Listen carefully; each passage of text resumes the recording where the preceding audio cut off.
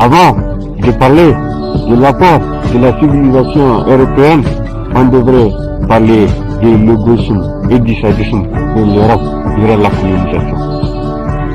On devrait parler de la bonté de la foi chrétienne limitée au périmètre des églises parisiennes et italiennes. On devrait parler de la générosité de l'Europe qui a eu l'audace d'offrir une balade à un enfant de l'Afrique durant la Première et la Seconde Guerre mondiale.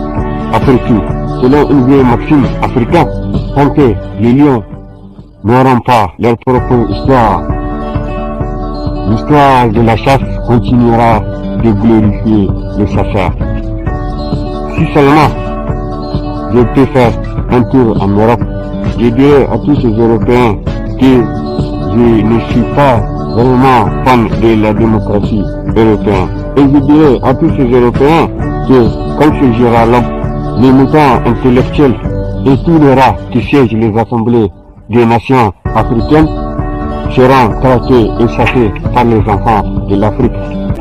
Je dirais à tous ces Européens évanouis du plaisir d'un mode de vie sanctifié depuis la Seconde Guerre mondiale que le discours du capitaine Thomas Sankara à la 39e session ordinaire des Nations Unies n'a jamais cessé de nourrir l'imaginaire de la patrie des hommes intègres comme de toute l'Afrique.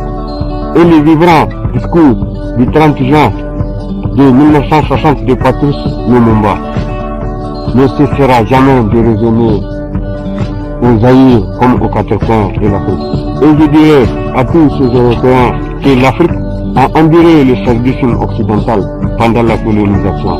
Et elle est loin d'avoir dit son dernier mot sur les coups des humiliations que vivent ces enfants en Afrique comme aux quatre coins du monde.